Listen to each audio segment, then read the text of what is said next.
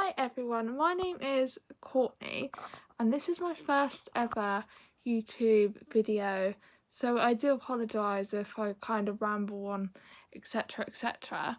So my first video is going to be about me and my condition that I have called cerebral palsy. Oh sorry, I'm just a bit tired today. So basically the condition that I have is called attic cerebral palsy. So it can range from coordination, poor eye movements when my eyes are quite slow with adjusting to the movements and etc. etc.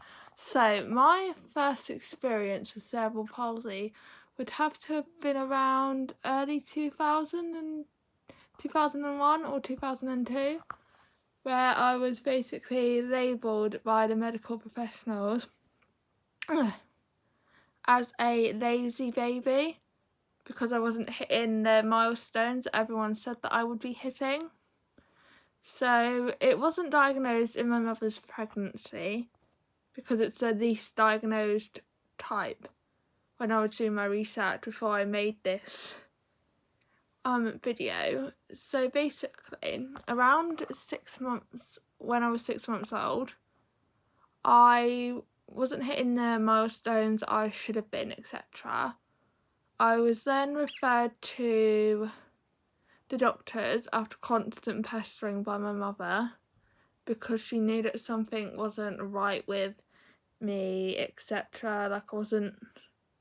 I wasn't like a normal baby, as people would often say to me. Then in around early 2001/2002, I think it was, I was sent for an MRI scan, which basically was to determine what type of condition I had. And once I had that result, I was then given the diagnosis of cerebral palsy, and I was told that I wouldn't communicate, etc. etc. I was told that I'd never walk, never talk, things like that. So obviously with that came a lot of physio, operations, some that I would have to go to the Southampton General for, and some that I would have to go to the Children's Hospital in London, which is called Great Ormond Street. They're a lovely hospital up there. That's the only time I ever went to London when I was younger, to basically go there for appointments, and then obviously pre-ops, and then having to stay overnight in the hotel, which was literally across the road from the hospital, which was quite convenient for me and my mother. And so now that I've spoken a little bit about what attic cerebral palsy is, some of the symptoms can be, again, like I said, eye coordination, slow movements, trouble gripping objects and walking with the feet wide apart, etc. Sorry, I'm just trying to leave my camera there so that I can have a full-on conversation with my lovely subscribers. Oh shit.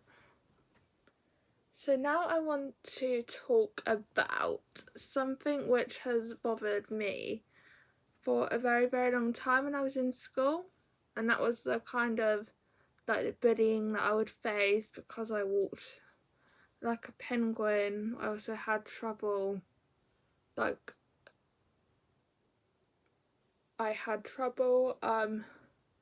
basically producing enough saliva to go to the back of my glands, because I don't know if you can see under here, basically when I was younger I had an operation to basically remove my saliva glands, so they had to make a cut here and a cut here to help my saliva glands become better. Obviously I don't have many operations now, but that's because I'm older, etc. Now, another thing that I struggle with cerebral palsy is like the personal care side of things as well. So I often have to have a lot of help with that aspect, but I won't go into too much detail about that. I can go into detail later on in a video if that's what you guys, if you want to subscribe to my channel, actually want.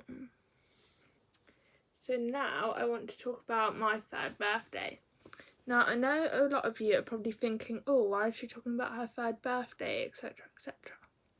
So the reason why my third birthday is so significant in my life is that's because that is when I first got up and walked for the first time, and that was like a massive milestone in my development, because that is the step that I took to basically prove my doctors wrong, because my doctors have always said that I would never walk, never talk, etc. So I basically did that to prove them all wrong, and I'm very determined. Getting emotional right now. I'm a very emotional person anyway, but proving the doctors wrong meant a lot to me and my family. So what I basically wanted to say in the video is that don't let your disability define who you are. Always let your actions define the person that you want to be. Don't let other people determine your life path for you. Always be the one to make that decision in what you want to do in life, not what somebody else tells you to do in life, if that makes sense. So now I want to talk about my beloved, hence this nice stretched arms at the minute. I wanted to talk about a video that I did with Danny Ings. It was around November 2018 that I approached my football club about a social media campaign that they were doing. So obviously I went through the process of getting like some more details from them, and then 2 employees from the football club, I won't name them because I don't want to give out their personal information. They came to my college to basically do some more filming, and then at a later date I was asked to go down to St Mary's Stadium to finish off filming some content for my video, which would later get put on the club's social channels, etc. And the day that that came out, I'm going to be honest, my phone did not stop going off. I almost felt as more popular as I do now. I know, shocked. Anyway, before I end my first YouTube video, I just wanted to say thank you all for watching, and I hope you can subscribe for next week's Q&A video, which will more than likely get produced again on Sunday or Monday. Thanks for watching, bye!